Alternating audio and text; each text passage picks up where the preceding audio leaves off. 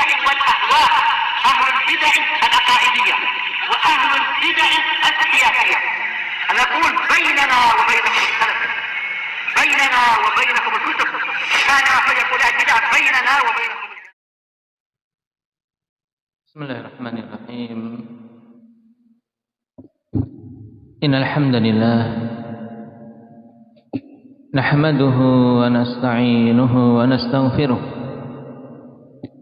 ونعوذ بالله من شرور أنفسنا وسيئات أعمالنا. من يهده الله فلا مضل له ومن يضلل فلا هادي له. أشهد أن لا إله إلا الله وحده لا شريك له، وأشهد أن محمدا عبده ورسوله صلى الله عليه وعلى آله وأصحابه ومن تبعهم بإحسان إلى يوم الدين. أما بعد، إخواني الكرام، وفقني الله وإياكم لكل خير. Alhamdulillah, kita memuji Allah Subhanahu wa taala dan bersyukur kepadanya atas semua nikmat dan semua anugerah yang dicurahkannya kepada kita. Terkhusus apa yang Allah Subhanahu wa taala berikan kepada kita di hari-hari yang mulia ini. Karena sungguh, ikhwani fillah, setelah nikmatul Islam, kemudian nikmatus sunnah, di antara nikmat teragung yang Allah Subhanahu wa taala berikan kepada kita adalah kesempatan yang Allah buka bagi kita untuk bisa mendapati hari-hari yang utama, untuk bisa mendapati hari-hari yang agung, yaitu hari-hari di 10 awal bulan Dzulhijjah ini. Hari-hari yang Allah Subhanahu wa taala sampai bersumpah dengannya, sebagaimana dalam firman-Nya, wal fajr walayalin ashr. Walayalin ashr, jumhurul mufassirin menegaskan bahwasanya yang dimaksud adalah 10 awal di bulan Dzulhijjah. Allah Subhanahu wa taala bersumpah dengan malam dari malam-malam 10 awal Dzulhijjah, yang menunjukkan keagungan hari-hari tersebut, baik siang maupun malamnya. Oleh karena itu, Al-Hafidz Ibnu Rajab rahimahullah ta'ala tegaskan bahwasanya hari-hari di 10 awal Dzulhijjah keutamaannya lebih utama daripada hari-hari di 10 akhir Ramadan, kecuali pada satu malam saja, yaitu malam Al-Qadar. Oleh karena itulah, akhwani fillah, sepantasnya bagi kita untuk bersungguh-sungguh memanfaatkan kesempatan yang Allah Subhanahu wa taala berikan. Karena ibadah-ibadah yang fardu di hari-hari ini keutamanya lebih besar daripada ibadah-ibadah fardu yang dilakukan oleh seorang hamba di hari-hari yang lain. Demikian pula nawafil, ibadah-ibadah sunnah yang dilakukan oleh seorang muslim maupun muslimah di hari-hari ini lebih utama daripada ibadah-ibadah sunnah yang dilakukan di hari-hari yang lain. Bagaimana tidak, akhwan? Rasulullah sallallahu alaihi wasallam telah mengatakan, "Ma min ayyamin al-'amalu shalihu fihinna ahabbu ila Allah min ayyamil 'ashr." Tidak ada hari-hari yang amalan lebih Allah Subhanahu wa taala cintai melebihi hari-hari yang 10 ini, yaitu 10 awal Dzulhijjah. Maka sepantasnya kita saling mengingatkan satu sama lain, menyemangati satu sama lain untuk berlomba-lomba dalam amalan saleh. Diriwayatkan oleh Imam Al-Baihaqi dalam Syu'abul Iman Demikian pula Ad-Darimi dalam sunan beliau, anna Sa'id bin Jubair kana idza dakhalatil 'ashru min Dzul Hijjah ijtahada ijtihadan shadidan hatta yakada ma yaqdiru alaih. Adalah Sa'id bin Jubair rahimahullahu taala dulu apabila telah masuk 10 awal Dzulhijjah beliau ijtahada ijtihadan syadidan. Beliau bersungguh-sungguh dengan kesungguhan yang luar biasa. Karena hari-hari yang dilalui ini bukan hari-hari biasa. Jangan sampai kita di hari-hari yang mulia ini kemudian kita lihat diri kita kok masih biasa saja. Jangan. Harus ada peningkatan. Harus ada perbedaan dengan hari-hari yang lain, karena ini adalah khairu ayyamid dunia. Sebaik-baik hari dari hari-hari yang ada di dunia, akhwan, adalah 10 awal bulan Dzulhijjah. Nah, makanya salaf kita memberikan contoh bagaimana semangat beliau dalam beramal saleh. Di antaranya Sa'id bin Jubair ini, seorang tabi'i. Beliau bersungguh-sungguh dengan kesungguhan yang luar biasa, hampir-hampir beliau tidak mampu. Yakni maksudnya beliau kerahkan semua upaya yang dimiliki. Bagaimana tidak, akhwan? Syekhul Islam tegaskan sebagaimana hal ini dipahami dari hadis Rasulullah SAW, bahwasanya beramal saleh di 10 awal bulan-bulan Dzulhijjah keutamaannya melebihi jihad di jalan Allah Subhanahu wa taala, di mana mujahid itu kembali dalam keadaan hidup. Seorang mujahid berjuang di jalan Allah Subhanahu wa taala, ini merupakan puncak dari keislaman seseorang. Dia telah berjuang kemudian pulang dalam keadaan hidup. Ini keutamaannya masih diungguli oleh keutamaan amalan saleh di 10 awal bulan Dzulhijjah. Maka jangan disia-siakan kesempatan tersebut. Hanya satu kondisi saja yang bisa mengungguli amalan di hari-hari yang utama ini, yaitu seorang mujahid yang berangkat kemudian tidak pulang lagi. Mujahid yang gugur sebagai syuhada di jalan Allah Subhanahu wa taala. Satu itu. Maka sebagiannya kita semangati diri kita untuk memperbagus salat, memperbagus dan memperbanyak ibadah-ibadah sunnah. Qiyamul lail untuk kita lengkapkan. Kalau Ramadan, Allah Subhanahu wa taala syariatkan bagi kita untuk melakukan qiyamul lail berjamaah, sehingga mungkin terasa lebih ringan karena bersama-sama. Tapi di hari-hari ini butuh kita berjuang sendiri. Butuh kita berjuang sendiri. Butuh untuk saling semangat menyemangati antara anggota-anggota keluarga, suami dan istri saling menyemangati untuk menghidupkan malam.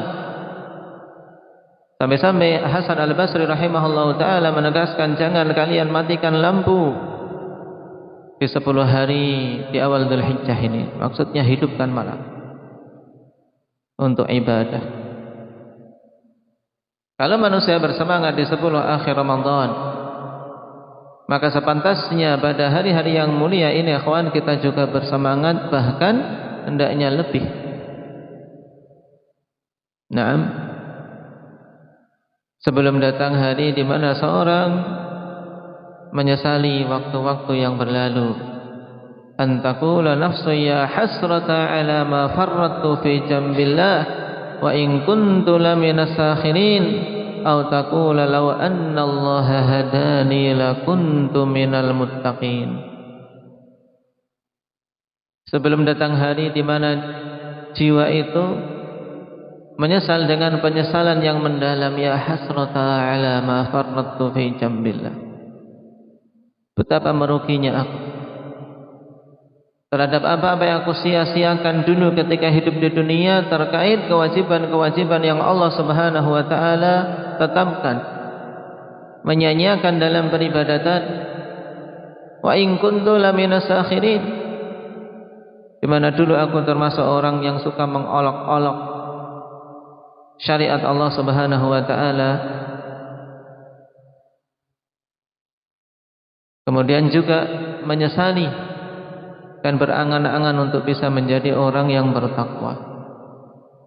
Au taqula law anna Allah hadani lakuntu minal muttaqin. Atau jiwa itu mengatakan, oh seandainya saja Allah berikan hidayah kepadaku, tentu aku menjadi orang yang bertakwa. Mereka berangan-angan untuk menjadi deretan muttaqin karena memang yang Allah Subhanahu wa taala berikan keselamatan dan berikan keberuntungan serta kemuliaan hanyalah orang-orang yang bertakwa. Ketika yang lainnya tergelincir, ketika melewati sirat, dan yang lainnya lagi sudah masuk ke dalam neraka jahanam, Allah Subhanahu wa taala selamatkan orang-orang yang bertakwa.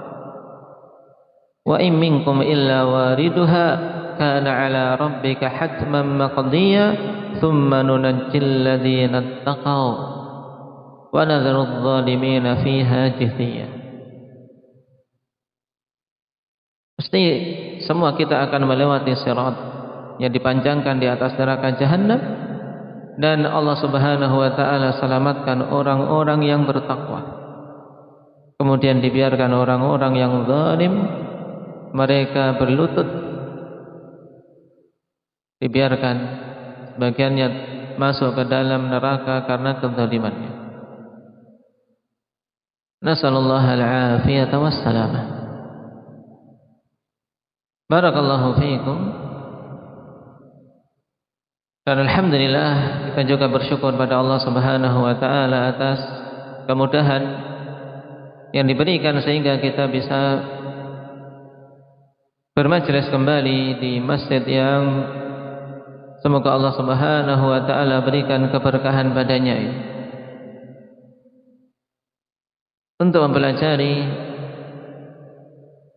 perkara yang sangat penting dalam kehidupan seorang muslim, yaitu terkait akidahnya, terkait masalah iman.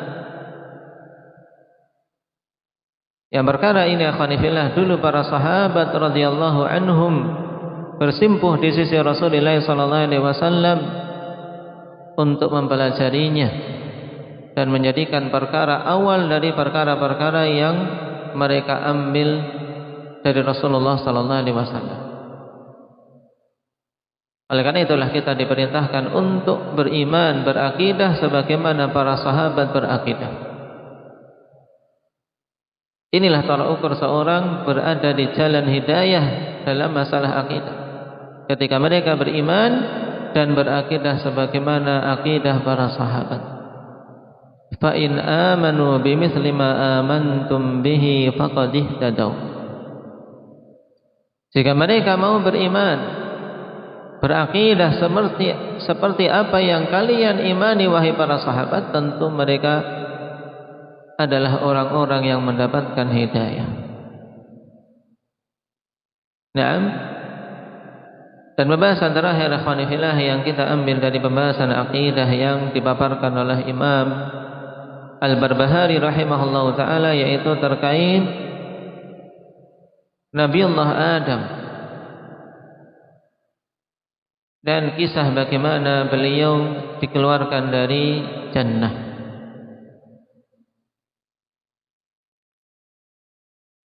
Yang padanya ibrah, padanya pelajaran penting bagi kita semua, bagaimana akibat suatu kemaksiatan. Demikian pula ibrah bagaimana luasnya pintu taubat Allah Subhanahu wa taala, dan padanya ibrah betapa kerasnya permusuhan syaitan. Dan yang lainnya juga ibrah bagaimana lemahnya para wanita. Maka ibrah ini akhwani fillah penting untuk kita ingat-ingat. Karena dengan mengetahui kisah para nabi, para rasul yang Allah Subhanahu wa taala sebutkan, itu termasuk sebab seorang mendapatkan kekokohan. Di antara sebab untuk mendapatkan tasbit, mendapatkan pengokohan dari Allah Subhanahu wa taala adalah dengan membaca kisah-kisah para nabi dan rasul. Dan di antara hikmah dikisahkannya hal-hal itu di dalam Al-Qur'an ya untuk tasbit.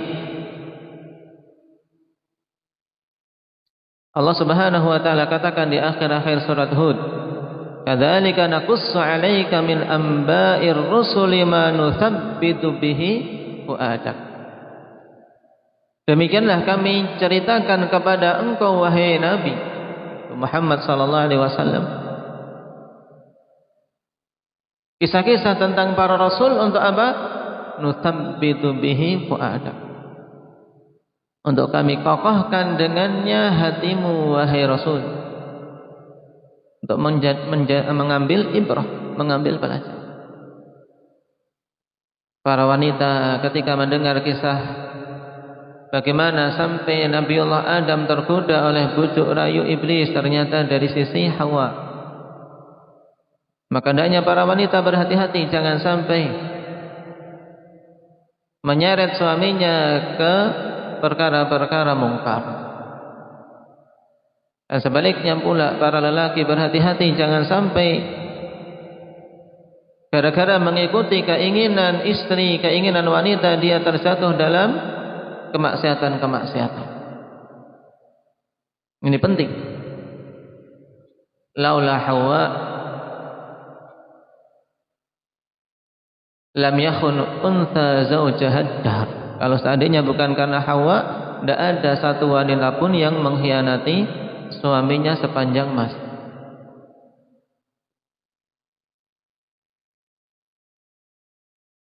Dan kalau kita perhatikan akhwan, betapa banyak para lelaki yang menjauh dari orang tuanya sendiri, menjauh dari ibu bapaknya yang merawatnya sejak kecil gara-gara istri. Dan ini seburuk-buruk istri. Ketika seorang istri menjadikan sebab suaminya durhaka kepada orang tua, maka bagi para ummahat, bagi para akhwat, untuk menjadi pembantu suaminya dalam berupaya berbakti kepada orang tua. Dan ini termasuk di antara sebesar-besar bakti dia kepada sang suami, untuk ta'awun, untuk mendorong sang suami berbakti kepada orang tuanya. Melihat suaminya lama tidak menghubungi orang tuanya, ditegur, "Mas, kok lama tidak nengok orang tuamu? Kok lama tidak berkunjung, tidak lama silaturahim? Atau kok sudah lama tidak menelpon?" Ditegur. Itu termasuk bantuan yang sangat penting dari seorang wanita kepada suaminya. Karena setelah hak Allah Subhanahu wa taala tertunaikan, tidak ada hak yang lebih agung dari hak-hak manusia melebihi hak orang tua. Ini bagi para lelaki. Nah, jangan sampai seorang wanita menjadi penghalang suaminya untuk berbakti kepada orang tuanya, tapi hendaknya dia mendukung dan juga mengalah pada banyak hal. Bahkan mungkin butuh terkadang berkorban ketika ternyata didapati kebutuhan pada orang tua sang suami. Nah, dari sisi memberikan nafkah dan seterusnya. Ini penting akhwani fillah untuk kita saling mengingatkan, karena fenomena yang banyak didapati kecondongan laki-laki kepada istrinya setelah menikah melebihi bakti dia kepada orang tuanya, dan ini keliru. Naam.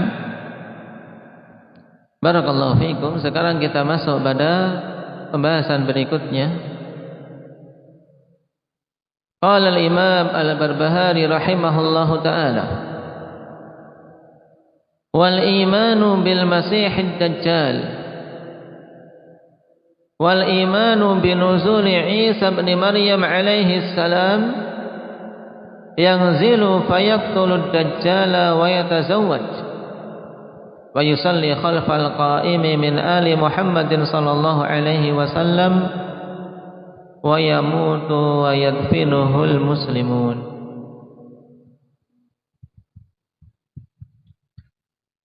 Pada poin pembahasan ini akhwani fillah, kita akan mempelajari perkara yang dikhabarkan oleh Rasulullah sallallahu alaihi wasallam terkait tanda-tanda hari kiamat, perkara ghaib yang akan terjadi, yang dikhabarkan oleh Rasulullah sallallahu alaihi wasallam yang wajib untuk kita imani. Karena di antara bentuk keimanan kita kepada Rasulullah sallallahu alaihi wasallam adalah at-tasdiq bi khabarih, yaitu membenarkan semua khabar-khabar yang datang dari beliau, baik itu yang telah terjadi maupun yang kita lihat dan sedang terjadi maupun yang belum terjadi, baik itu masuk akal ataupun tidak masuk akal. Selama itu adalah khabar dari Rasulullah sallallahu alaihi wasallam, kewajiban kita adalah membenarkannya.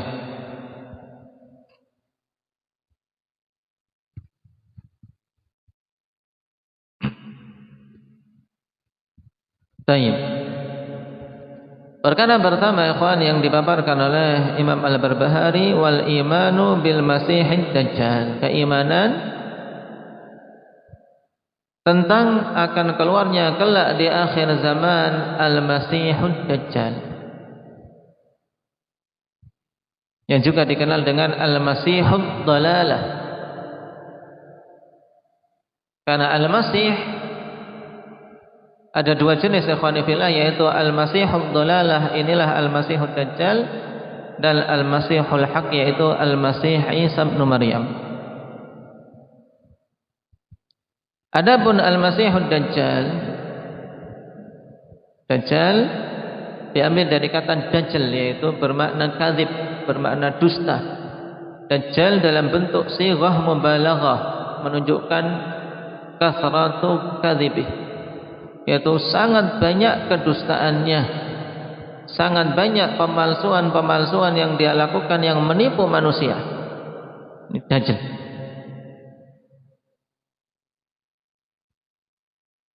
Ini makna ad-Dajjal.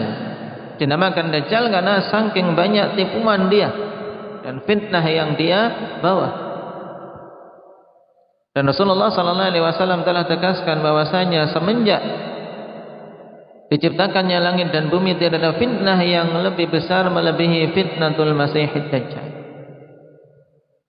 Oleh karena itulah semua rasul semenjak Nuh alaihi salam, mereka senantiasa memperingatkan umat dari apa? Dari ad-Dajjal. Dan Nabi kita sallallahu alaihi wasallam memperingatkan dengan peringatan yang paling lengkap, baik itu sifat-sifatnya, tentang sifat-sifat Dajjal, juga fitnah-fitnahnya. Kemudian ad-Dajjal dinamakan Al-Masih. Para ulama rahimahumullah ta'ala, kalau kita baca penjelasan-penjelasan mereka akhwanifillah, akan kita dapati penuturan yang banyak. Di antaranya ada dua pendapat paling kuat tentang kenapa dinamakan ad-Dajjal dengan Al-Masih. Yang pertama, li'annahu mamsuhul ain.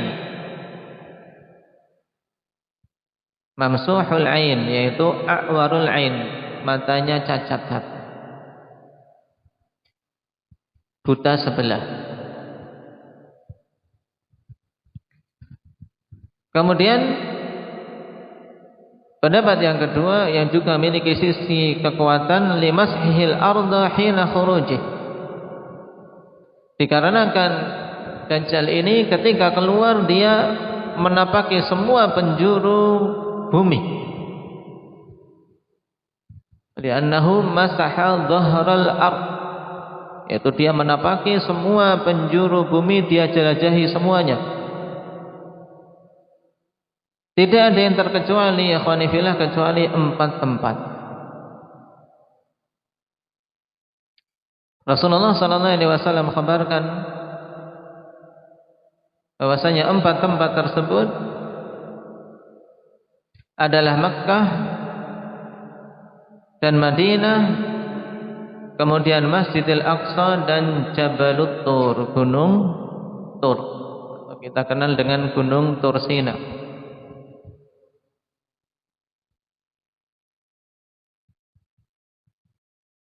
Ini yang luput dari Dajjal untuk bisa menjelajahinya karena Allah Subhanahu wa taala berikan penjagaan.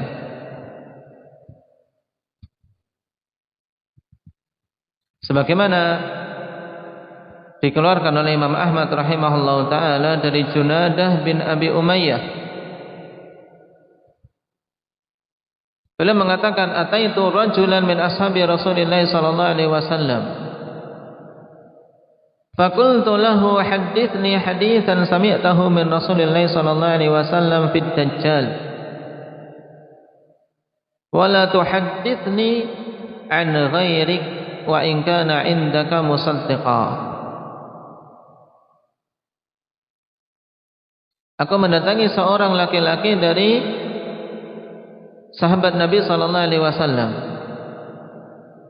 Kemudian aku katakan kepadanya, sampaikanlah kepadaku hadis yang engkau benar-benar mendengar dari Rasulullah sallallahu alaihi wasallam tentang Ad-Dajjal.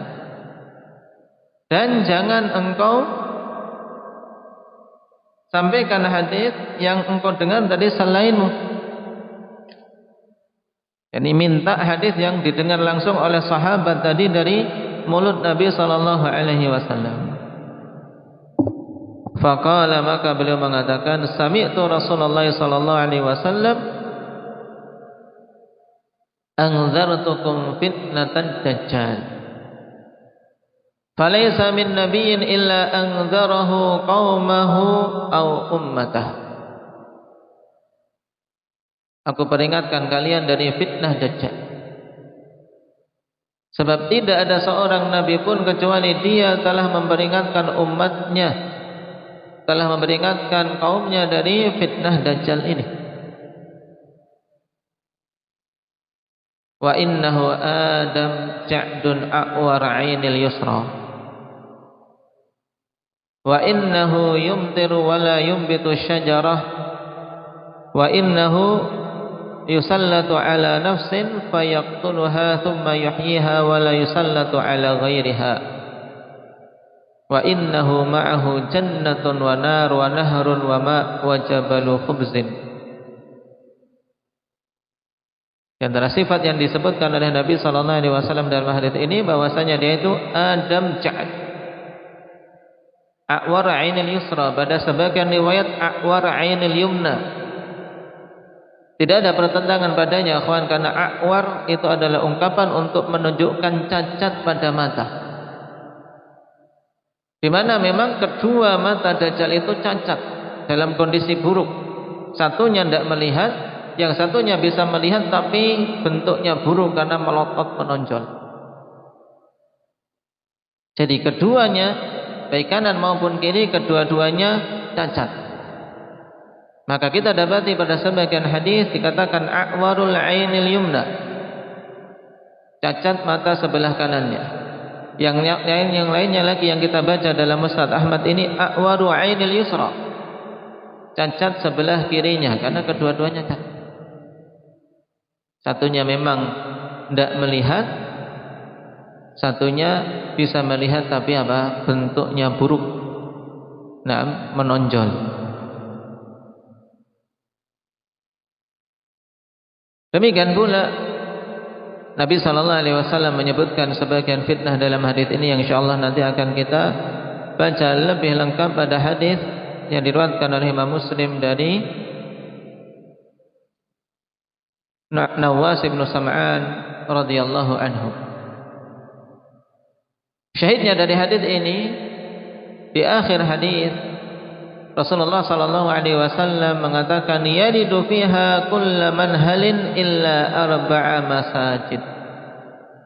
Masjidil Haram wa Masjidil Madinah wa Tur wa Masjidil Aqsa.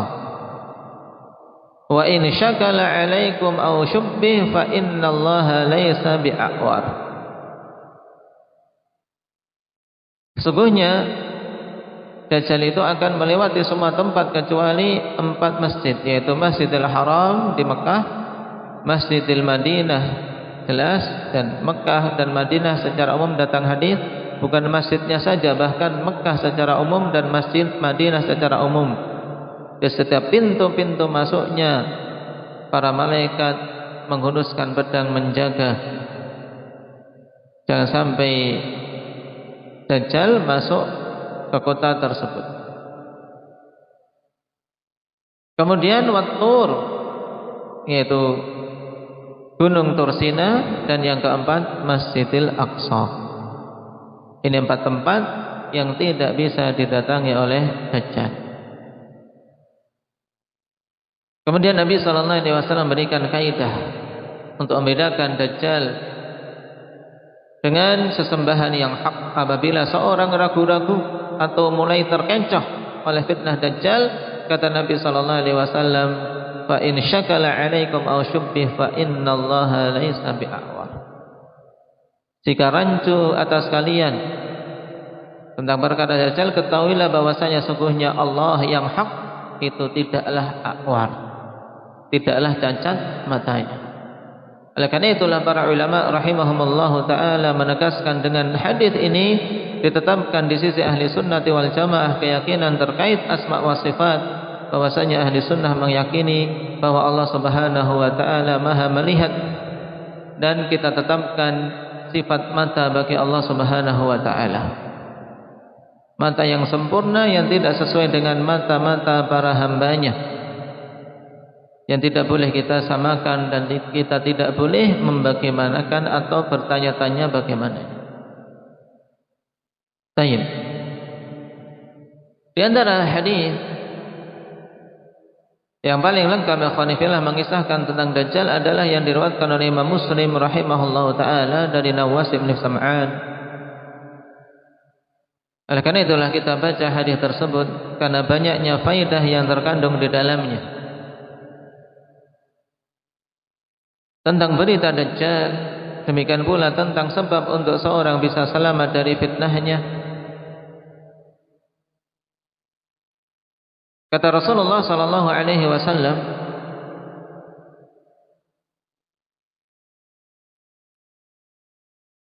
ketika para sahabat radhiyallahu anhum mereka mendengar Rasulullah sallallahu alaihi wasallam menyebutkan tentang Dajjal, karena saking panjangnya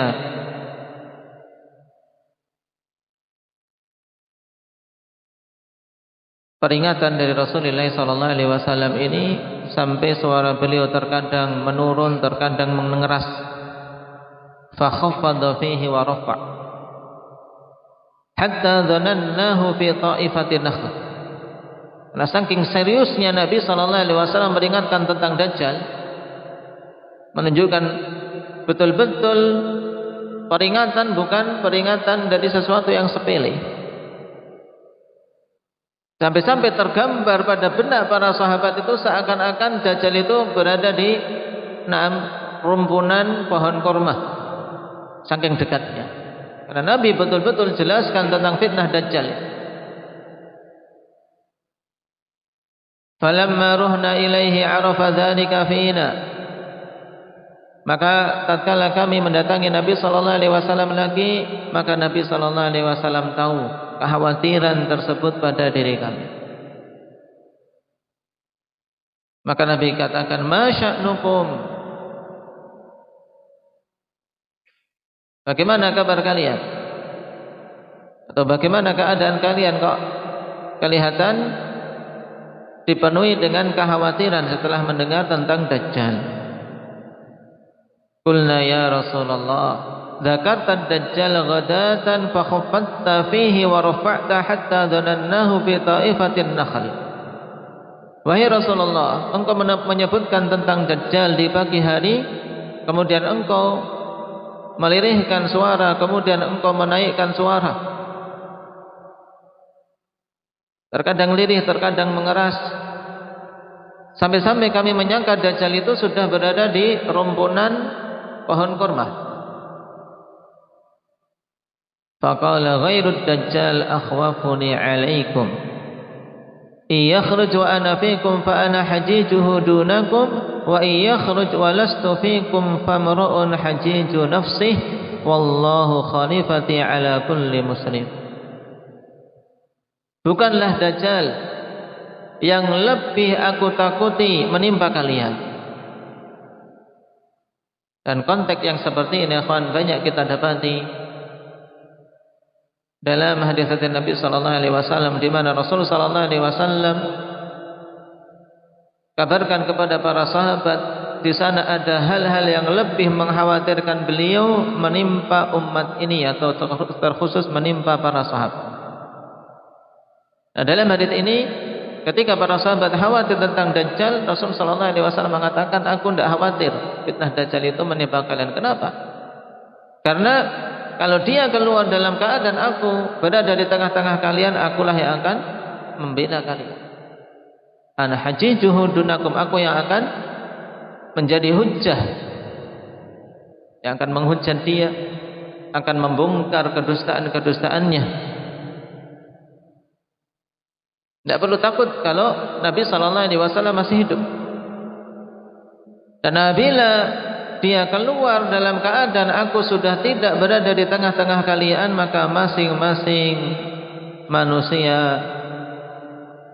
dia butuh untuk membela diri sendiri-sendiri, yaitu menegakkan hujjah atas dirinya sendiri dengan mengokohkan akidah, mengokohkan keimanan.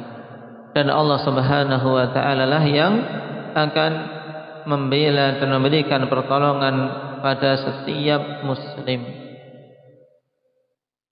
Perhatikan poin ini, karena tentu kita sekarang tidak berada di masa Rasulullah sallallahu alaihi wasallam hidup. Beliau telah wafat. Berarti perkara kedua yang ada pada kita yaitu famru'un hajiju nafsih wallahu khalifati ala kulli muslim. Masing-masing kita butuh bertahan sendiri untuk selamat dari fitnah tersebut. Dan Allah Subhanahu wa taala telah sebutkan, atau Rasulullah sallallahu alaihi wasallam telah isyaratkan satu perkara pokok untuk dia bisa selamat. Wallahu khalifati ala kulli muslim. Yaitu hendaknya dia betul-betul mewujudkan keislaman yang sebenarnya. Karena orang-orang yang dibela oleh Allah, orang-orang yang diselamatkan oleh Allah adalah muslim. Muslim yang sebenarnya, bukan sekedar muslim dalam identitasnya saja. Kartunya tertulis Islam agamanya, tapi kehidupannya jauh dari nilai-nilai Islam. Ini bukan muslim yang sejati. Tapi muslim yang disebutkan dan dimaksudkan dalam hadis ini adalah muslim haqqan, zahiran wa batinan. Secara zahirnya dia muslim dan secara batinnya juga dia muslim. Inilah yang butuh kita wujudkan ya khonifillah, untuk bisa menjadi muslim yang sebenarnya. Naam, yang menegakkan tauhidullah.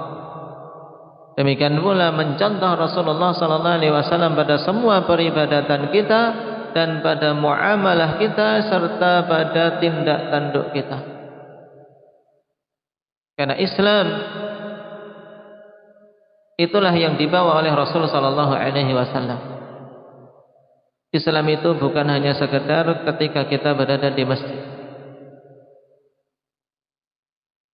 Sehingga ketika telah keluar di masjid, ketika di kantor, ketika di tempat kerja, ketika di pasar, kita lepas keislaman. Tidak. Nah, tapi kita menjadi muslim ya di semua waktu dalam hidup kita. Di masjid ya muslim, ketika di pasar ya muslim, ketika di tempat kerja ya muslim, ketika di jalan ya muslim. Maka wujudkan ini akhwani fillah. Untuk seorang betul-betul menjadi muslim yang sejati. Naam, istislamu lillahi bit tauhid wal inqiyadu lahu bit ta'ah wal bara'atu minasyirki wa ahlihi. Dengan mentauhidkan Allah, dengan mewujudkan ketaatan kepada Allah Subhanahu wa taala dan berlepas diri dari semua bentuk-bentuk kesyirikan dan pelaku kesyirikan. Ini sebab pokok untuk selamat dari Dajjal, sehingga seorang hamba diberi pertolongan oleh Allah Tabaraka wa Ta'ala. Kemudian beliau menyebutkan sifat-sifat Dajjal, di antaranya innahu syabun qatab. Syab, Dajjal itu umurnya masih kategori pemuda. Dan kalau kita perhatikan ikhwan, fitnah-fitnah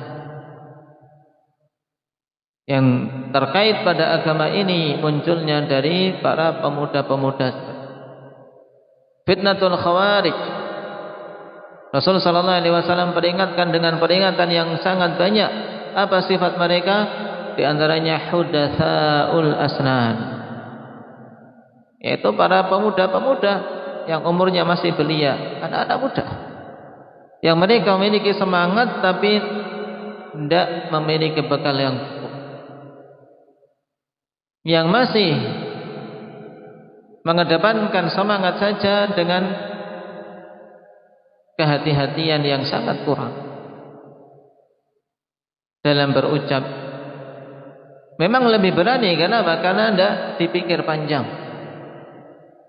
Oleh karena itulah dulu ketika Rasulullah sallallahu alaihi wasallam membagi ghanimah, di mana Rasul sallallahu alaihi wasallam berikan pada orang-orang tertentu dengan apa? Dengan pembagian yang beda. Ada yang diberi 100 ekor unta, ada yang diberi banyak. Ternyata para sahabat yang sudah ikut berperang bersama Nabi sallallahu alaihi wasallam diberi sedikit. Adapun para tetua-tetua yang mereka sudah matang ilmunya, sudah lama mengikuti Rasul sallallahu alaihi wasallam dan memiliki kebijaksanaan, mereka tidak berucap apa-apa. Tahu Nabi sallallahu alaihi wasallam melakukan ini padanya suatu hikmah. Tapi para pemuda-pemuda muncul pada diri mereka ketidakterimaan. Bagaimana ini Rasulullah? Dia memberikan kepada orang-orang yang baru masuk Islam, baru ikut berjuang dengan harta yang banyak, sedangkan pedang-pedang kami masih bersimbah darah mereka. Kemarin kita baru memerangi mereka, kok sekarang mereka malah diberi harta banyak. Mengkritisi Rasulullah sallallahu alaihi wasallam. Ketika Nabi mendengar itu, beliau sangat marah. Kemudian dipanggillah para sahabat dan para tetua mereka mengatakan, adapun orang-orang tua di antara kami wahai Rasulullah, mereka tidak mengatakan apa. Zawu ra'ina, orang-orang yang memiliki pemikiran matang di antara kami tidak mengucapkan apa-apa. Adapun para pemuda-pemuda yang memang tabiatnya kurang dalam memikirkan suatu perkataan, mereka mengucapkan yang demikian. Ini syahid. Nah, oleh karena itulah akhwani fillah, kita dibimbing di dalam Al-Quran untuk mengembalikan perkara kepada ulul amr. Ulul amri minkum, yaitu para ulama kita terkait masalah agama yang telah memiliki kematangan ilmu. Nah, kita kembali kepada sifat Dajjal, innahu syabun, yaitu pemuda.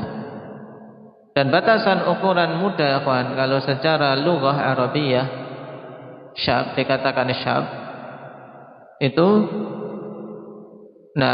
semenjak balik sampai 40 tahun itu syab. Jadi kalau masih umur 37, 39 masih pemuda, jangan mengaku tua dulu. Nah, saya masih pemuda. Harus punya semangat. Nah, harus punya semangat. Baru kemudian 40 tahun ke atas, sebagian membatasi sampai 50. 40 sampai 50 ini kuhulah. Umur kuhulah. Kuhul, ini umur kematangan seseorang. Makanya 40 sampai 50 sudah harus berubah. Sudah mulai ketenangan harus nampak. Semakin wibawanya muncul baik di keluarganya ataupun di lingkungannya. Betul. Karena umur kuhula ini umur kematangan. Di mana kebijaksanaan lebih mendominasi daripada serampangannya para pemuda.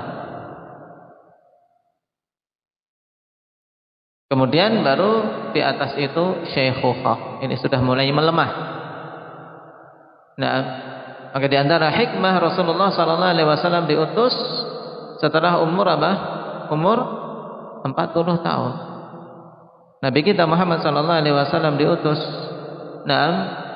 pada umur 40 tahun ketika masuk pada umur kuhulah dan keluar dari umur syab. Baik. Dajjal ini pemuda.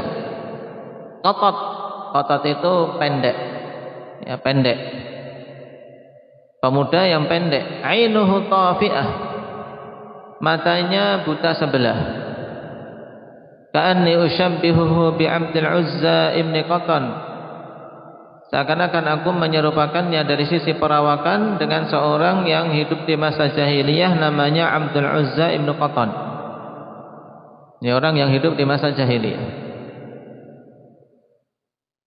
Faman adrakahu minkum falyaqra alaihi fawatiha suratil kahfi. Nah, ini faedah berikutnya yang penting bagi kita. Nabi SAW sebutkan sifat-sifat Dajjal, dan dalam hadits yang lain beliau sebutkan dengan sifat yang lebih banyak, seperti rambutnya ja'd, yaitu keriting keribu.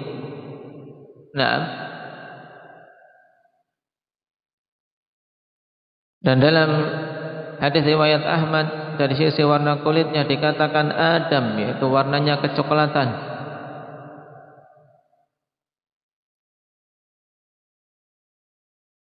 Kemudian Nabi katakan, siapa saja mendapatinya di antara kalian wal'iyadu billah, maka bacalah atasnya ayat-ayat pembuka dari surat Al-Kahfi. Yang dalam riwayat Muslim dari hadits Abi Darda radhiyallahu anhu, Rasulullah sallallahu alaihi wasallam dorong umat ini untuk menghafalnya. Man hafidha 10 ayatin min awwali suratil kahfi usima minad dajjal. Siapa saja menghafal 10 ayat dari awal surat Al-Kahfi, maka dia akan terjaga dari dajjal. Ini di antara sebab, juga di antara ayat-ayat yang butuh untuk kita kedepankan dalam menghafal. Karena tentunya seorang butuh untuk realistis dalam menghafal. Dalam artian saya umur sekian, butuh mengedepankan apa yang dihafal, walaupun upayakan akhwan menghafal itu terus. Berupaya, ada tekad untuk memperbagus hubungan kita dengan Al-Quran. Taib berupaya membacanya, kemudian berupaya menghafalnya. Kalau bukan ahli sunnati wal jamaah akhwan, yang senantiasa menyeru untuk kembali kepada Al-Quran dan Sunnah, kalau bukan mereka yang memiliki hubungan bagus dengan Al-Quran dari sisi membaca dan menghafal, siapa lagi? Karena tentunya sungguh memprihatinkan kalau seruannya ayo kembali pada Al-Quran dan Sunnah, tapi kita sendiri hubungannya dengan Al-Quran buruk. Ini butuh kita perbaiki. Slogannya kembali pada Al-Quran dan Sunnah, tapi tidak kembali-kembali sehari semalam, tidak pernah kembali-kembali ke Al-Quran. Lewat Al-Quran berhari-hari tidak disentuh. Nah, kapan kembalinya?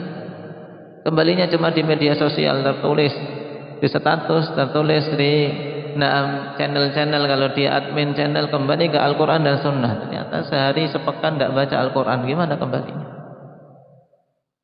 Wujudkan ikhwan dalam kehidupan nyata. Qiraatul Quran, hendaknya memiliki seorang muslim maupun muslimah dalam sehari semalam memiliki bacaan wajib untuk dirinya. Punya jadwal wajib, aku punya, diistilahkan oleh para salaf kita dengan wirdun. Wirdun itu sesuatu yang senantiasa dia lewati. Maka para salaf ikhwan, mereka memiliki target sepekan. Kebanyakan mereka 7 hari mengkhatamkan Al-Quran. Maka di antara kitab yang bagus yang ditulis oleh masyayikh kita, oleh Syekh Rasyad Ad-Dhali'i rahimahullah ta'ala, tentang tasbihul Quran, yaitu membagi Quran menjadi 7 untuk dikhatamkan setiap sepekan. Ini kebiasaan para salaf kita. Sebagian kita menghatamkan sebulan sekali hanya kalau Ramadan saja. Baik. Kalau di luar Ramadan terkadang tidak khatam-khatam. Butuh punya wirid, butuh punya bagian. Sebelum tidur ambil 1 lembar atau lebih, akhwan, penting. Karena yakin banyak dari kita sebelum tidur membuka HP, tapi Al-Qur'annya lupa. Butuh untuk kita perbagus, apalagi di hari-hari yang mulia ini. Kalau tak seseorang karena merasa kesulitan dengan dengan lanjutnya usia dia, juga dengan sudah banyaknya file yang ada di hati kita. Karena gimana pun, karena kebanyakan file, kebanyakan aplikasi di kalbu kita, jadi harus dihapusi itu. Menghapus yang lama-lama ini kan sulit. Untuk diisi dengan Al-Quran, akhwan, ya sulit ya. Tapi perbagus tekad, kejujuran, minimal juz amma seorang mampu menghafalnya.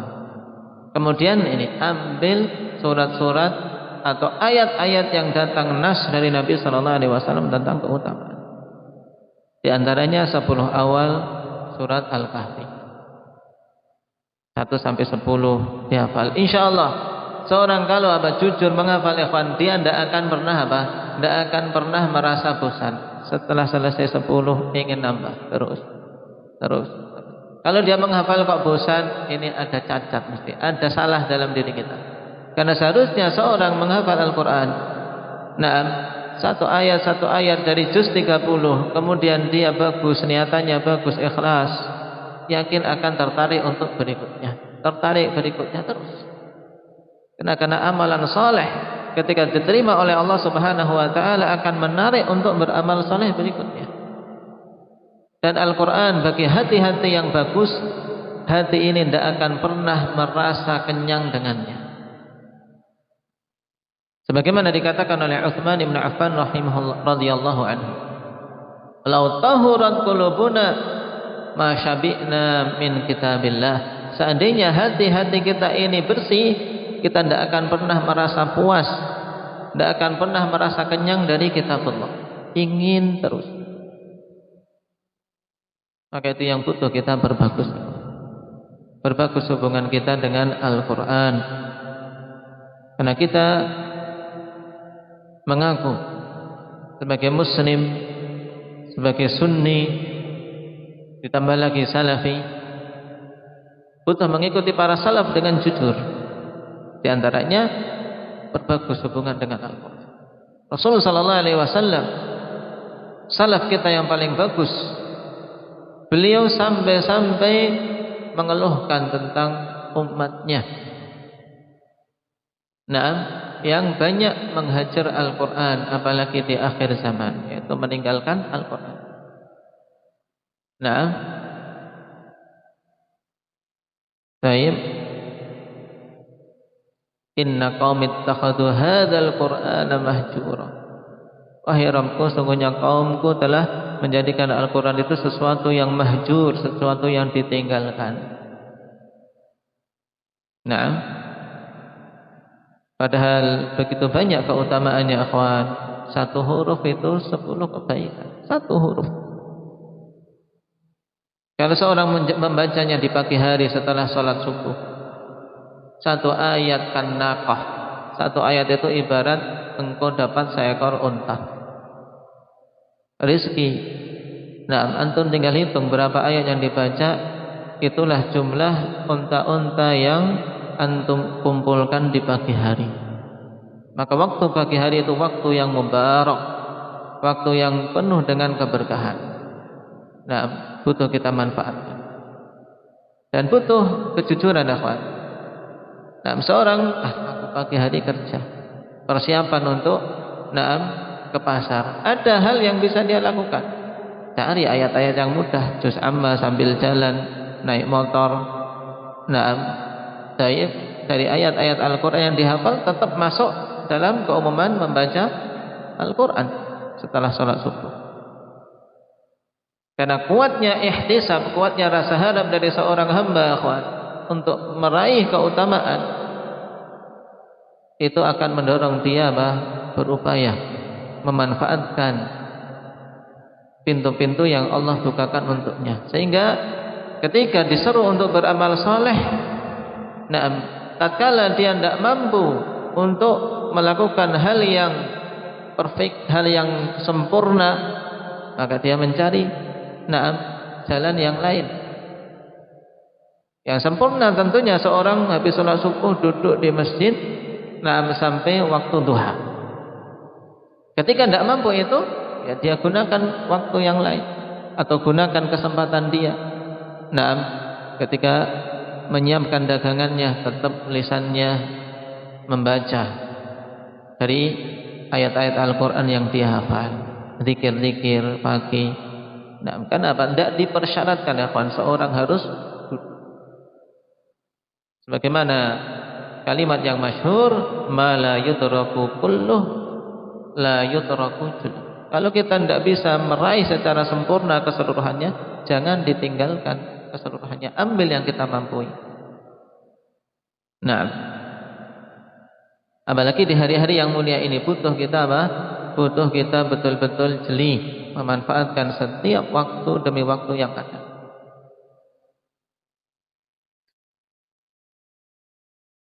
Kemudian Nabi sallallahu alaihi wasallam mengatakan, innahu khalijun khallatan baina Syam wal Iraq fa'atha yaminan wa atha shimalan ya ibadallahi fathbutu. Kemudian Nabi mengkhabarkan bahwasanya Dajjal ini akan keluar dari celah antara negeri Syam dan negeri Irak. Khallatan yaitu celah atau jalan antara Syam dan Irak. Dan Syam, ikhwan, untuk zaman ini kumpulan dari 4 negara. Kalau dulu satu sebutannya Syam, sekarang terpecah-pecah dari beberapa negara. Yaitu yang pertama Suriah, kemudian yang kedua Urdun atau Zordania dalam bahasa kita. Suriah apa Syria, ya kan? Suriah, Urdun, Palestina, kemudian Lebanon atau Libanon dalam bahasa kita. Ini 4 negara semua tergabung dalam satu istilah, yaitu Syam. Jadi kalau dalam hadis-hadis kita dapati penyebutan Syam, maka mencakup 4 negara ini.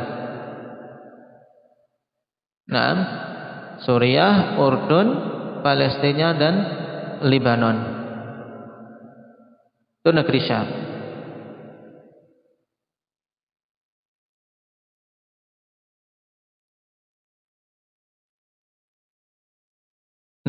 Dajjal ini keluar di celah antara Syam dan Irak. Adapun pastinya wallahu a'lam. Rasulullah sallallahu alaihi wasallam menyebutkan secara global. Kemudian dia dan bergerak dengan cepat menimbulkan fitnah ke kiri maupun ke kanan, dengan fitnah yang luar biasa. Maka Nabi katakan, ya ibadallah fathbutu, wahai hamba-hamba Allah, kokohlah kalian. Kokohlah kalian dalam menghadapi fitnah-fitnah yang ada. Dan kekokohan ikhwan itu dari Allah Subhanahu wa taala semata. Dan kita juga hidup di zaman banyak sekali fitnah. Baik itu syubhat maupun syahwat. Jadi jangan sampai ketika kita berbicara tentang Dajjal kita merasa aman sudah. Dajjal masih jauh. Tapi di sana fitnah-fitnah masih banyak. Fitnah-fitnah sebelum Dajjal juga tidak kalah kuatnya.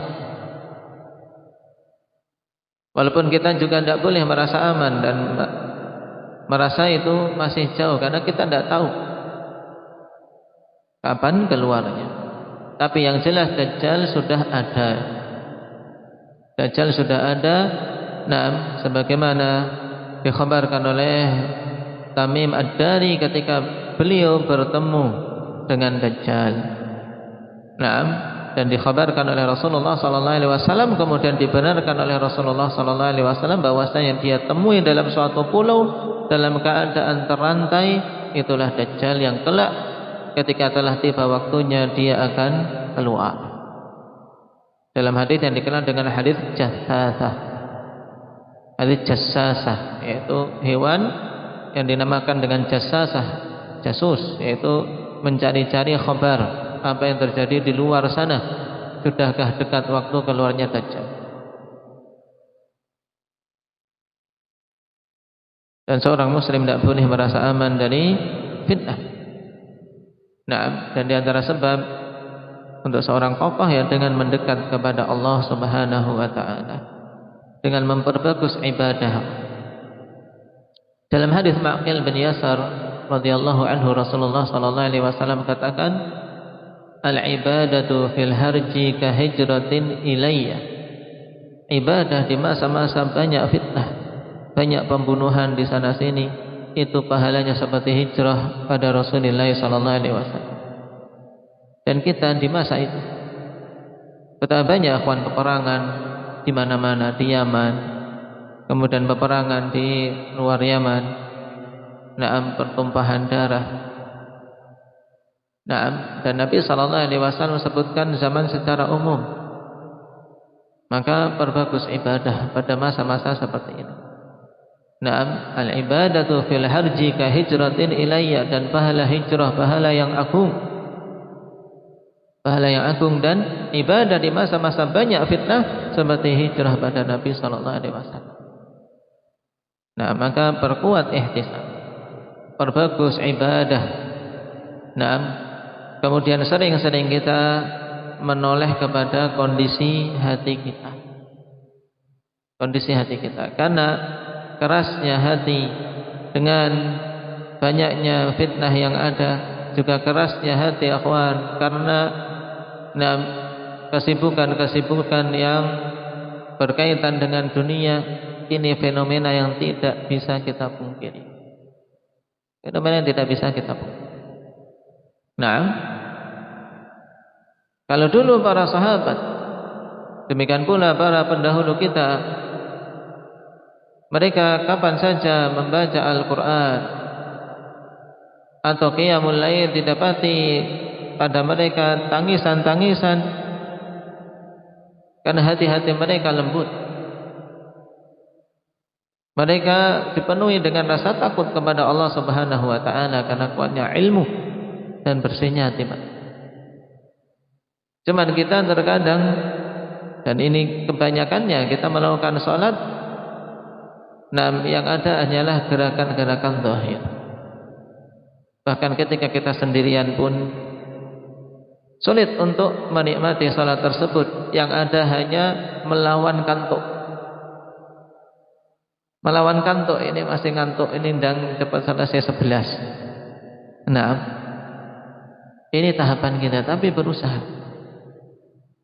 Tahapan kita baru sampai segitu, tapi butuh tekad, butuh ijtihad. Karena sungguh ikhwan, dakwah ini atau manhaj ini, demikian pula akidah yang dipegang oleh seorang, jangan hanya sekedar klaim saja, bingar-bingar di media sosial, tapi dalam kehidupan nyata hubungannya dia dengan Allah nol. Hubungannya dia dengan Allah di waktu-waktu yang manusia tertidur tidak ada. Padahal itu diantara sebab seorang selamat dari banyak fitnah. Mulutnya bisa tertata, sikapnya bisa terjaga, dan terjauhkan dari fitnah-fitnah yang ada. Di antara sebabnya adalah berbagus hubungan dengan Allah Subhanahu wa taala. Naam, barakallahu fikum. Mungkin itu dulu yang kita ambil dari hadis tentang Dajjal ini, akhwani fillah. Kita memohon kepada Allah Subhanahu wa taala at-taufik dan memohon kepadanya agar dilindungi dari semua fitnah-fitnah yang ada. Dan sekali lagi akhwan, kita berada di hari-hari yang utama. Telah berlalu beberapa hari darinya, maka hari yang tersisa hendaknya lebih bagus, lebih semangat, naam, lebih perbanyak untuk kita mengumpulkan bekal. Fatazawwadu fa inna khairaz zadi taqwa. Berbekallah kalian karena sungguhnya sebaik-baik bekal adalah ketakwaan. Jangan sampai di waktu-waktu dibuka pintu untuk berbekal dengan bekal yang berbanyak, bekal yang bernilai, ternyata kita keluar waktu itu tidak memiliki bekal apa-apa. Ini kerugian yang sangat. Naktabi bihadza, subhanakallahumma bihamdik, asyhadu an la ilaha illa anta, astaghfiruka wa atubu ilaik, walhamdulillahi rabbil alamin.